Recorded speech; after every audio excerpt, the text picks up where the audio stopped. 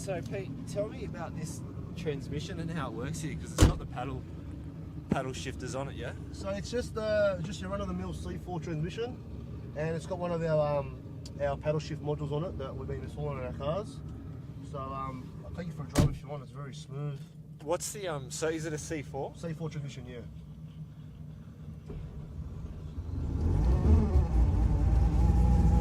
So how did it, while we're waiting for it to warm up? How are you running? Running 20 minutes. Oh, okay, cool. I'll actually go for a drive, warm the box up on that, and then go out. So how does the transmission, just talk me through how all this stuff is, because there's a lot of technology there. So this is our Motec 5-button dial, which controls some of the stuff on our dash.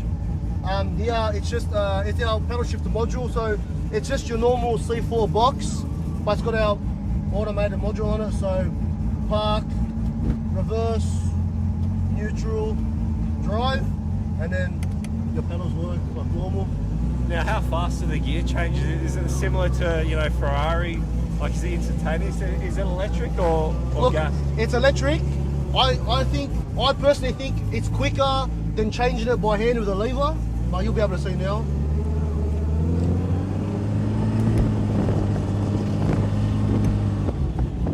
Oh, that's smooth, man. No delay.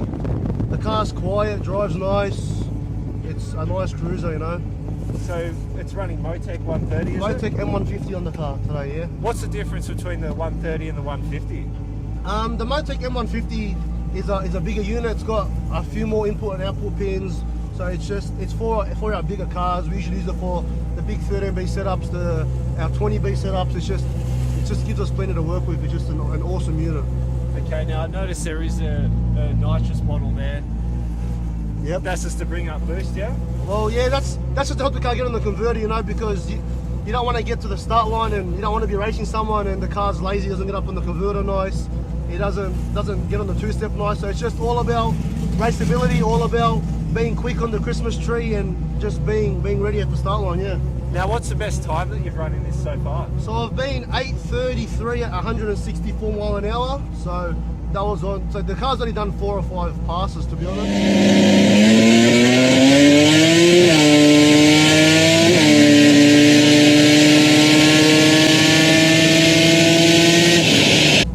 So it's just getting used to the car. The car was very soft. Getting used to the car, getting me used to racing properly. So it's just slowly. So I'm still learning. So it's just all about just getting comfortable in the car, getting ready to race. Forward brake kit, forward brake pedal box. Just the car has everything. The car has the best brakes you can buy. The car just handles great, drives smooth. Is it wheelwood on the rear as well? Front and rear, yeah. So talk me through the drive chain then, starting from the back. So we've got a custom built Pack Performance 9-inch diff.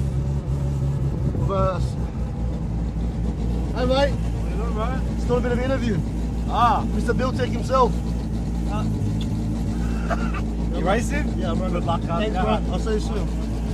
Okay, so Bit of friendly love there. Custom tail shaft, C4 transmission. There's one of our cars.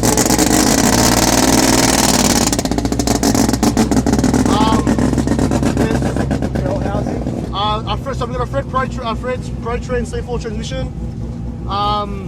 We have a custom bell housing, 13B turbo. Then my back billet end plates, standard rotor housings. Do you want to open up the valve now? No valve, mate. Oh, really? Yep. How does that work? So the exhaust flap is all controlled through boost. So cruising and on the streets normal, and then once the car sees 1 pound of boost, the flap open underneath the car. Huh.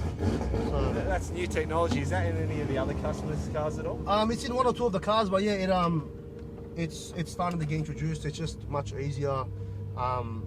Just the car's always quiet. It's just nice to drive. And Is there progressive boost control as well? yeah, progressive boost control.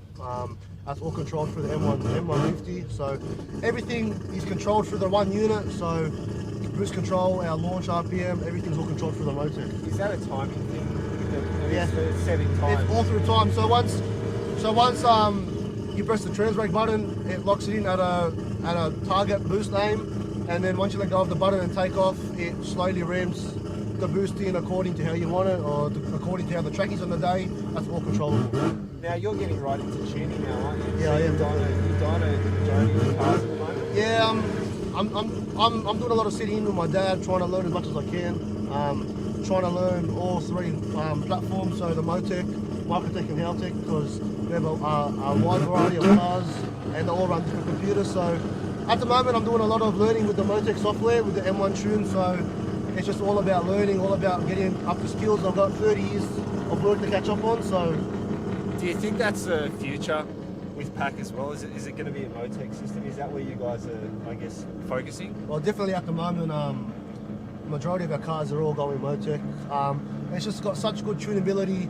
They drive great on the street. They work good with our with all of our drive-by-wire stuff. It's just on another level. So it's a really good program. You don't need relays or anything with Motec. So at the moment, yeah. So we're running a Motec with a PDM, the power distribution module. So yeah, that eliminates all of our relays and all of that stuff. Yeah. So in terms of the wiring and everything's tucked away and so on. Everything's tucked away. It's tidy. It's neat. You know, you don't have to get in the car worried about kicking something on the floor, kicking fuse panel, fuse relays. Are you doing that as well, Pete? Like, are you installing the system as well? Well, yeah. So I just finished my apprenticeship. I'm doing auto electrician. So I finished my apprenticeship doing that. So I'm trying to learn how to do everything. You know, trying to learn how to do the tuning. And then if I can partner that with doing a bit of wiring as well, it makes it really good. Are you going to be building motors at all? Yeah, so even over the last few years I've done a bit of engine building with my dad, so I'm just trying to learn the whole trade, learn as much as I can, learn how to good engines, what happens inside the engines, because learning all that makes you a better tuner. So if you know how it all goes together and how it all runs and how it's supposed to be, like inside the engine, it makes tuning a lot easier, definitely. Now, where do you see, because you're a young guy, yeah. You know, where do you see the future of the Rotary motor? Like, are you seeing any sort of trends or anything that you want to personally get involved in? I'm definitely interested in the 4-rotor trend at the moment. That's looking pretty interesting. So I think in the next year or two there'll be a few 4-rotors coming out in the shop. But yeah, that's definitely I think the future. They're going to be doing a lot of 4-rotors. But this 30mm engine now, they're just making so much power. They're so efficient. They're light. They're small. They're so easy to work on. So I think the 30mm engine's just going to keep progressing. Going to keep going faster. Now, being at the shop all the time, what's the highest horsepower that you've seen come out of the 30mm so far? And what was it running? Methanol, obviously. Yeah, so well, we've seen some of our big 30mm cars make over 1,500 horse, all on methanol, like race cars. So I just think just the more time we put into it, the more research we do, it'll just keep making more power. They're so efficient. They're just so good for such a small engine. What time do you think you'll get out of this today? Look, I'm really pushing it to try and run a high 7 today. That's the goal. That's the goal of the cars, to run mid 7s, but today I want to try and run a high 7 if possible.